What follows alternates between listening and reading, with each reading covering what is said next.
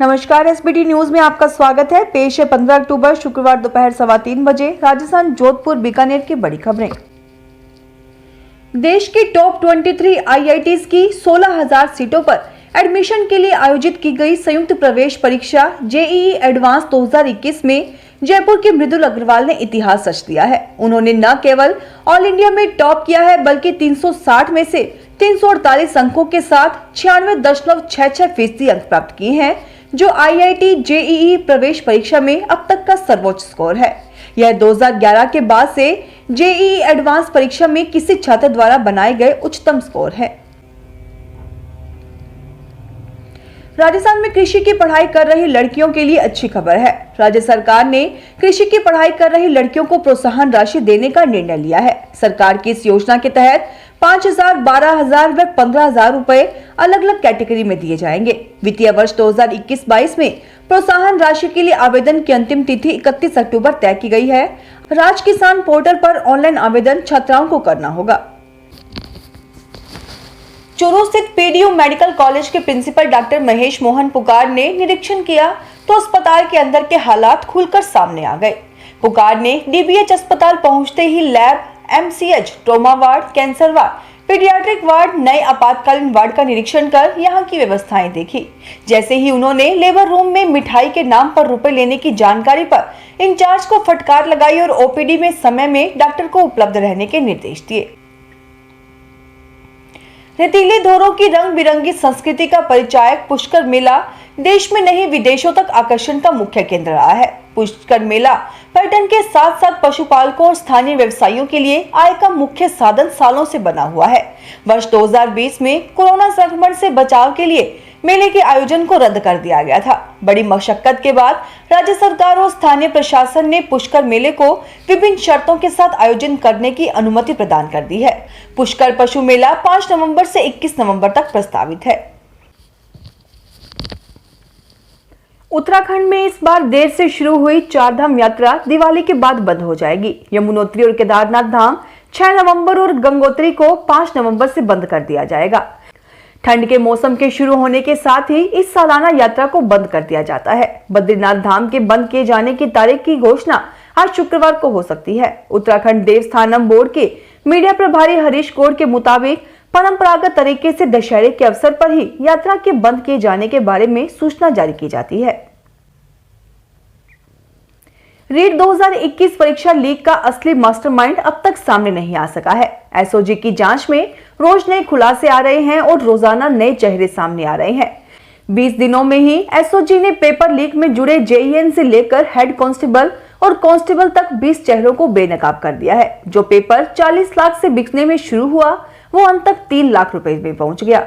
लेकिन अब तक बड़ा सवाल बना हुआ है कि आखिरकार भर्ती परीक्षा का मुख्य मास्टरमाइंड कौन है। जोधपुर शहर में सीआई जुल्फिकार अली के 18 वर्षीय बेटे ने शराब के नशे में चौपासनी रोड पर ऑडी कार से 3 वाहनों को उड़ा दिया। इस हादसे में एक युवक की मौत हो गई जबकि 3 अन्य घायल हो गए। देर रात हुए इस हादसे के तुरंत बाद मौके पर पहुंचे सीआई जुल्फिकार अली अपने बेटे जैद अली व उसके 2 दोस्तों को वहां खड़े आक्रोशित लोगों से बचाकर अपने साथ पुलिस थाने ले गए। बीकानेर में एसीबी ने पीडब्ल्यूडी नोखा के एक्सईएन संजय चौधरी पर शिकंजा कस दिया है। जयपुर से 12 दिन वापस घर लौटने पर गुरुवार को जय नारायण व्यास कॉलोनी में उसके मकान की तलाशी ली गई।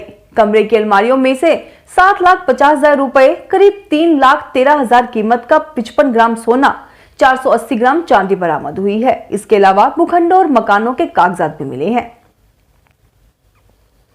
जोधपुर के महामंदिर रेलवे स्टेशन के सामने सुबह एक टैंकर व टेम्पो में टक्कर हो गई। टैंकर मंडोर रोड से शहर की तरफ आ रहा था। हादसे में टेम्पो बुरी तरह क्षतिग्रस्त हो गया, वहीं उसका चालक भी घायल हुआ है। उसे अस्पताल ले जाया गया है। टेम्पो रोंग साइड में चल रहा था। सूचना मिलने पर पुलिस ने दोनों वाहन कब्जे में लेकर कार्रवाई की।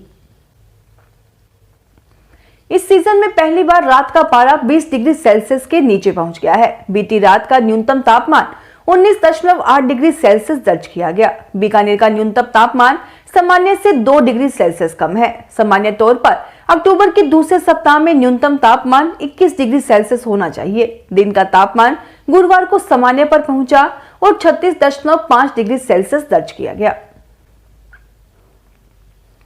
जोधपुर जिले में बढ़ रहे डेंगू के मामलों को लेकर जिला प्रशासन भी सक्रिय हो गया है। जिला कलेक्टर इंद्रजीत सिंह ने अपने कक्ष में चिकित्सकों के साथ डेंगू की रोकथाम को लेकर बैठक की। उन्होंने डेंगू के बढ़ते मामलों पर रोक लगाने को लेकर चर्चा की। इस दौरान डॉक्टर एसएन मेडिकल कॉलेज के प्रिंसिपल डॉक्टर एसएस राठौड़ व सीएमएचओ डॉक्टर बलवंत मंडा सहित अन्य अस्पतालों के अधीक्षक व चिकित्सक उपस्थित रहे। राज्य सरकार की स्वीकृति के बाद शिक्षा विभाग ने स्कूली खेलकूद के दायरे में एक बार फिर बढ़ोतरी की है। स्कूली खेलकूद में आयु वर्ग 17 और 19 वर्ग में पूर्व में स्वीकृत 38 खेलों के अलावा 10 नए गेम शामिल किए गए हैं। इसमें गुड न्यूज की बात यह है कि अब हमारी बेटियां भी क्रिकेट, कुश्ती और फुटबॉल के साथ साथ इन 10 नए गेमों में भी पार्टिसिपेट कर सकेंगी। राज्य सरकार की स्वीकृति के बाद 20 नए गेम स्कूली खेलकूद प्रतियोगिता में 10 सितंबर को शामिल किए गए।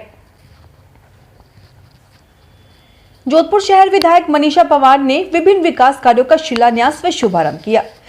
शहर विधानसभा क्षेत्र स्थित शिवांची गेट से खांडा फलसा रोड के वार्ड संख्या 24 व 25 में विधायक मनीषा पवार ने स्टोन पेवमेंट कार्य का शिलान्यास किया। इस दौरान महापौर उत्तर कुंती परिहार भी मौजूद रही। वहीं विधायक मनीषा पवार ने अपने विधायक कोटे से हाकमबाग सरकारी चार्टर के पास पानी का ट्यूबवेल खोदने के कार्य का भी शुभारंभ किया। प्रदेश में गहराते जा रहे बिजली संकट के बीच केंद्र की मोदी सरकार और राजस्थान की गहलोत सरकार के बीच बयानबाजी का सिलसिला जारी है। एक तरफ जहां केंद्र सरकार राज्य को आवश्यकता अनुसार कोयला उपलब्ध करवाने का आश्वासन दे रही है, वहीं राज्य सरकार आवश्यक मात्रा में कोयला नहीं मिलने की दलील देते हुए केंद्र पर हमलावर है। इसी क्रम में अब गहलोत सरकार के ऊर्जा मंत्री डॉक्टर बीडी कल्ला ने बिजली संकट का ठीकरा केंद्र सरकार पर फोड़ा है। केंद्रीय संसदीय एवं संस्कृति राज्य मंत्री अर्जुन मेघवाल ने शुष्क वन अनुसंधान संस्थान आफरी का दौरा किया। उन्होंने सभागार में पुरातत्व सर्वेक्षण विभाग एवं आफरी के अधिकारियों के साथ बैठक की। साथ ही आफरी परिसर में चंदन का पौधा भी लगाया। उन्होंने पुरातत्व सर्वेक्षण विभाग के कार्यालय का भी अवलोकन किया। फिलहाल इस बुलेटिन में इतना ही। फिर हाजिर होंगे और बड़ी खबरों के साथ। एसबीटी न्यूज के और भी वीडियोस को देखने के लिए हमारे चैनल को सब्सक्राइब करें और नोटिफिकेशन पाने के लिए बेल आइकन को प्रेस करें।